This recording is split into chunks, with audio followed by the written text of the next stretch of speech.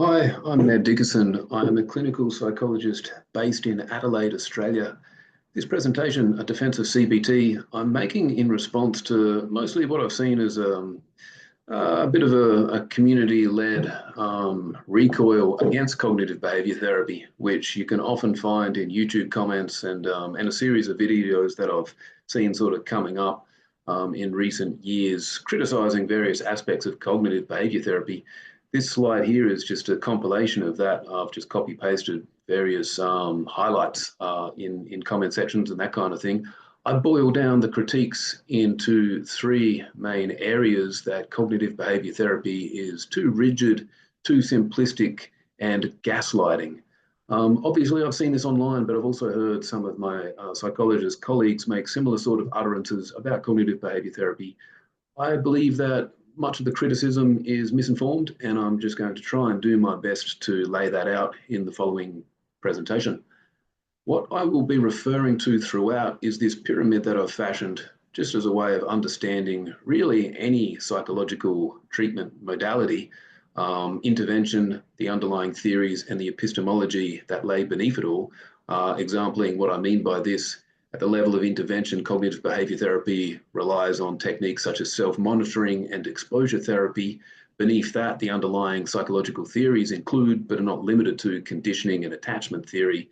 And beneath that, at the level of epistemology or theory of knowledge, CBT would best be described as post-positivism. This is the idea that there is a objective reality out there, which to a certain degree can be learned and understood via measurement.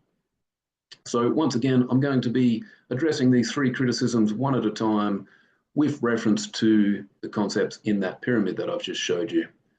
So starting off with rigidity, which I would posit to say is the criticism: excessive focus on cognitions and mechanical paperwork-driven intervention, a one-size-fits-all standardized protocol.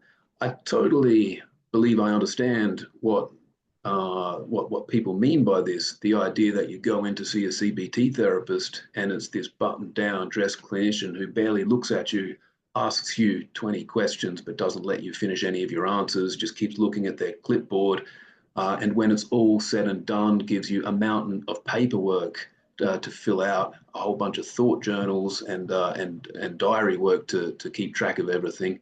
And this idea that if you just look at this poster long enough and if you have enough quote unquote positive thoughts, all your problems are going to go away. This is a terrible poster. If I saw it hanging up somewhere in a waiting room, I would be compelled to vandalize it, probably. This idea as well: you're filling out all of these sheets, and if you just do enough of them, if you just scrutinize your thoughts and replace them with alternative arguments, more realistic arguments, that's going to somehow make all of your mental health difficulties improve. Obviously, this is ridiculous, and it seems, in my opinion, to come from this mistaken idea that cognitive behavior therapy suggests that it is always going to be the thought which will impact the emotion, and that this will impact the behavior, and that's all there is to psychology: this one linear pattern of events. Now, firstly, it's a mistake because there's also physiology. Psychology is made up of four components rather than three. Physiology matters, but also the relationship between those four quadrants is directional in all directions, rather than linear, rather than unidirectional. Now, that is not to say that thoughts never impact emotions. For example, if I go to the beach, I do tend to get nervous that I'll be eaten by a shark. However, if I do recall the fact that I'm far more likely to die in a car accident on my way to the beach than what I am being eaten by a shark, the pure rational notion of that does actually make me feel a little bit better. So in this instance, thought has improved my emotion, and that's enabled me to go and enjoy the beach and get into the water. Generally speaking, nothing's ever that straightforward, or very few things, and almost every client at one point or another will utter some version of the following: yes, I rationally know that my thought is wrong. I rationally know that this is true or what is true, but that does not change my emotions. I still feel anxious. I suspect that the reason for that has got something to do with the fact that we have been an emotional animal for many, many millions of years longer than we have been a language-using animal capable of rational thought. And because of that, the emotions tend to always trump the rationality. A classic example of this is just the idea of behavioral activation with depression. Most depressed people realize on some level that if they were to get up and do some exercise, it would improve their mood. But obviously, just the mere knowledge of that fact does not improve your mood.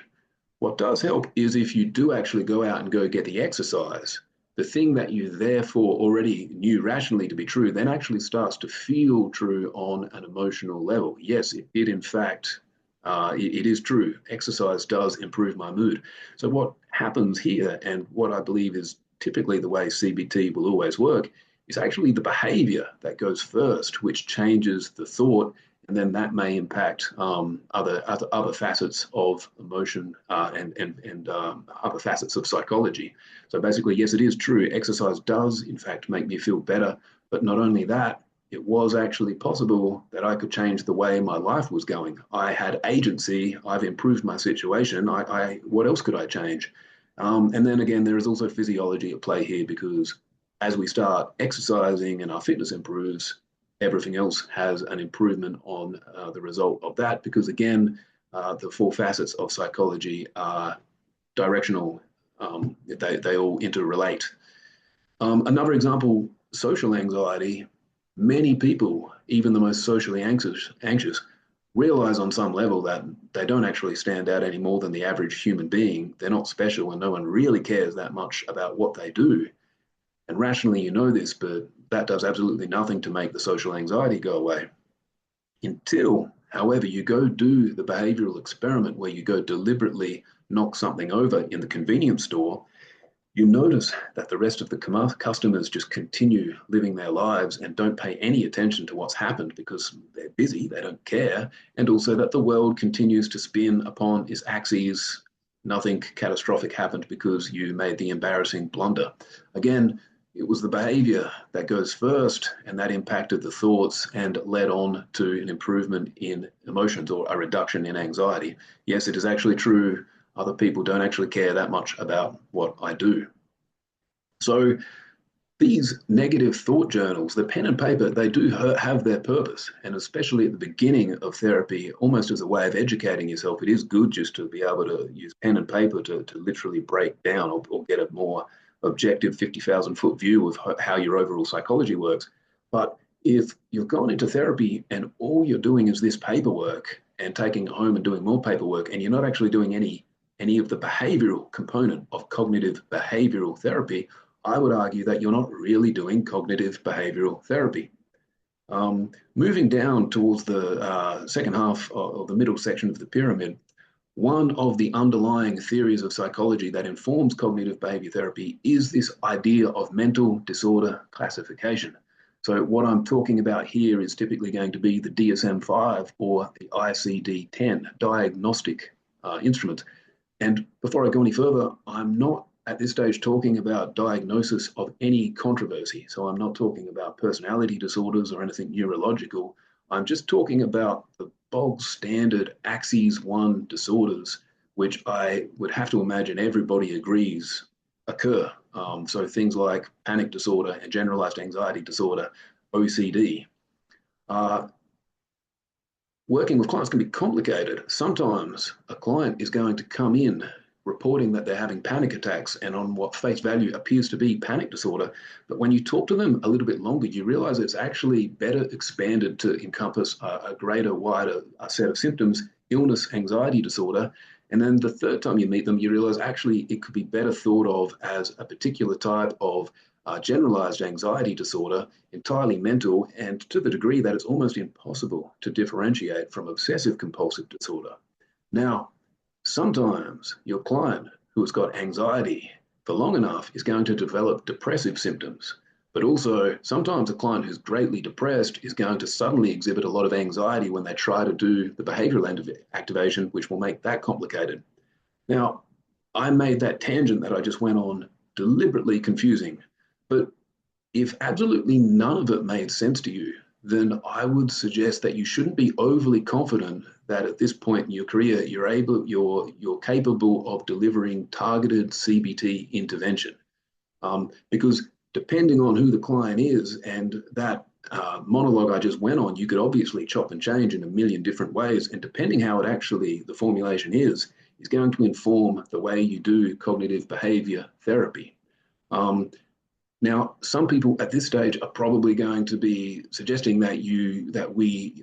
it's a mistake to adhere to something like the DSM, and that you should reject formal diagnostic criteria altogether. My only response to that is, in my opinion, you as a therapist cannot not diagnose. That is to say, when a client comes in and tells you about their problem, your brain is going to be doing computations. You're going to try and formulate what exactly is happening with them. And if you are not relying on some sort of existing framework like the DSM, then you're just going to be relying on your own personal pet theories about how abnormal psychology works. And it's that diagnostic process is really going to be more about you than it is about any one of your individual clients. What's probably going to be happening is you're just going to be seeing the same patterns and coming up with the same quote unquote diagnosis for just about every single client you've got. It'll be the same three things. And that is when you're going to get this cookie cutter approach to treatment. So my guess here is that a lot of the claims, a lot of the criticisms leveled towards CBT of it being an overly rigid modality is probably due to clinicians not having a formal diagnostic framework to rely upon when they're working with clients. So what you end up with is just your three different interventions, and you apply them almost scattershot, irregardless of what the problem is that the client's having in front of you. So moving on to the criticism of simplicity, which I am describing here as a shallow understanding of the human condition, too focused on present day symptoms and neglecting relevant historical factors. I believe that that's what people mean when they say cognitive behavior therapy is too simplistic. This will feel like a bit of a tangent, but I hope that it's not. What I've made on this slide here is just a photograph of all of my core textbooks that I had to read in my undergraduate psychology degree, which I hope is a fairly decent comparison to what most undergraduate psychology degrees entail. You're going to read a textbook on cognition, you're going to read a textbook on physiology, and you're going to read textbooks on behavior. You are going to be understanding and learning the underlying features that directly inform cognitive behavior therapy. You are also going to have a book on abnormal psychology, which, when you actually turn the pages, is almost a page-to-page description of the DSM-5. That's the way the chapters will be laid out and structured. So again, an undergraduate psychology degree anywhere in the world is basically preparing you to be able to deliver cognitive behavior therapy. All CBT really is just the boiled down practical treatment manifestation of the overall psychological science. So, one other point on this, you're also going to be given a statistic textbook, and you're going to have to learn a lot of stats, and you're going to have to learn those stats even just to understand all of the things that are in the other textbooks, because they're all going to be relying on stats and numbers to make their claims. And that is because the underlying epistemological framework for all of psychology is post-positivism, the idea that there is a thing out there that can be measured and we can somewhat understand it using numbers. Once again, the claim I'm making here towards the criticism that CBT is too simple is CBT is essentially psychology. So you may go on to say that the overall psychological science is too simple, and maybe that's fair enough, but you shouldn't, in my opinion, direct the criticism purely towards CBT. I'll just quickly, before I go on, I realize I am probably not describing exactly the criticism head on. I think when most people say CBT is too simplistic, they're making the claim that it's excessively focused on the symptoms and not the underlying causes. And I do think that that is true. But I will I would argue that that is actually fair enough in many instances when a client comes to engage in therapy. This is just a quick case study that I've fashioned. Jen is a 40-year-old clerk. 6 months ago, she presented to emergency department with chest pain, which was determined to be the result of a panic attack. She has since been deeply worried about having further panic attacks and avoidant of stressful circumstances. Unfortunately, this is making it harder for her to go to work. She has no prior history of mental illness. Jen is happily married. She has 3 children, good relationships with others, and on the adverse childhood experiences questionnaire, she scored a 1. So this is not an unusual presentation. It happens all the time where a person will come to therapy with what is clearly just a unidiagnostic axis 1 disorder, which should appropriately be treated at the level of the symptoms.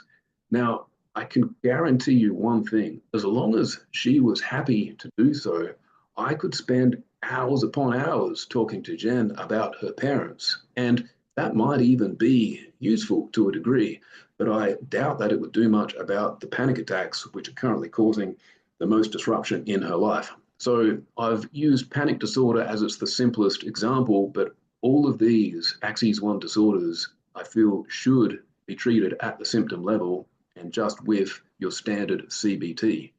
Now, some mental health disorders do get more complicated, particularly when personality comes into it or developmental trauma. And there is many other therapies out there that basically do that have approaches for going deeper than surface level or symptom level problems. But what you'll tend to find is that these other modalities, if they're not directly built upon cognitive behavior therapy, they are entirely consistent with cognitive behavior therapy. And they essentially have to be in order for them to say that they are consistent with the psychological literature in general, as the point I made before. So finally, moving on to this term of gaslighting and the criticism that CBT is gaslighting, it's hard to know exactly what people mean when they say cognitive behavior therapy is gaslighting on account of the great acceleration of the usage of the term in the last few years. So what I'm suggesting here is currently the term gaslighting and what it actually means is probably in a state of flux as within the zeitgeist. The acceleration of the use of the term has occurred during the same period that there's been a much greater usage of the label narcissism.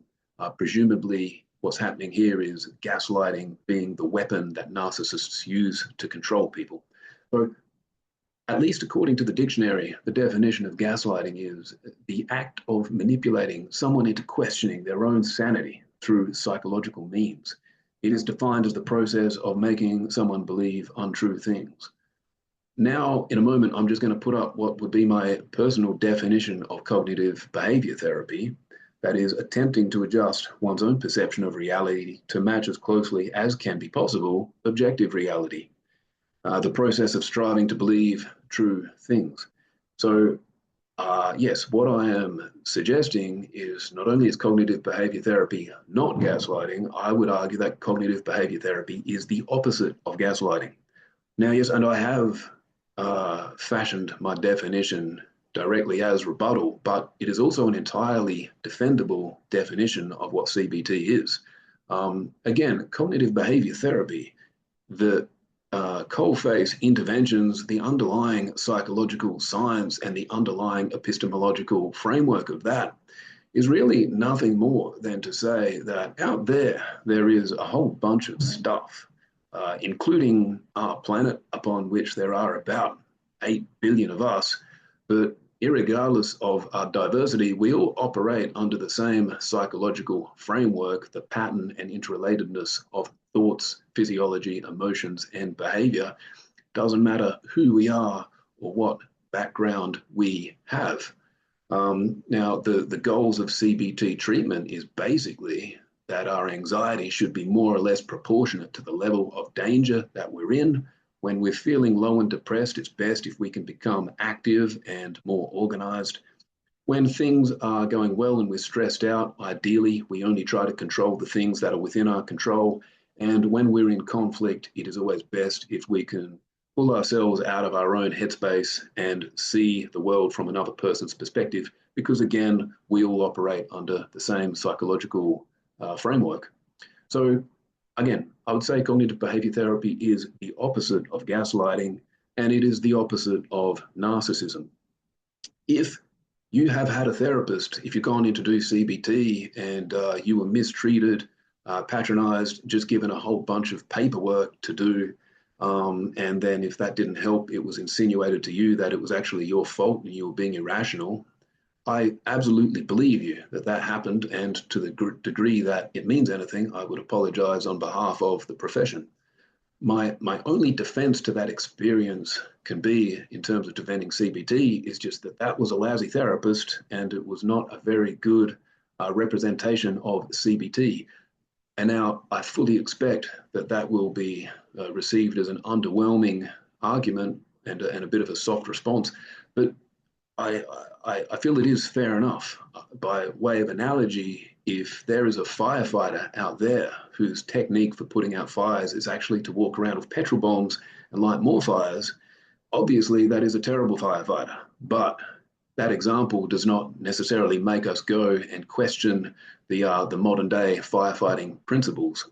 So, in summary, everything I've covered so far regarding the argument of rigidity, I think this is largely down to this straw man conceptualization that CBT states that thought is the key to everything and unlocking emotion and behavior, that we always have to, thought must be the problem and therefore thought must be the solution. That is not true.